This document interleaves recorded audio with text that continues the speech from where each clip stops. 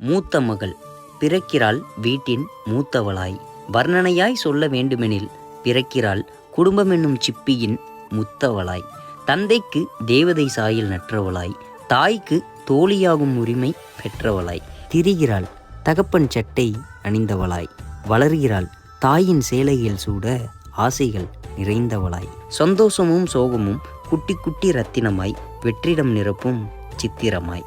வளர வளர மாறுகிறாள் குடும்ப சூழ்நிலை கற்றவளாய். அவள் மீது மட்டும் கட்டப்படும் குடும்ப மானம் என்னும் வீண் சுமை சுமப்பவளாய். தன் கல்யாணத்துக்காக பெற்றோர் படும் கஷ்டம் கண்டு நிற்கிறாள் கல்யாண ஆசை துறப்பவளாய். விதி யாரை விட்டது, கல்யாணமாகி போகிறாள் இன்னொரு வீட்டிற்கு புகுந்தவளாய்.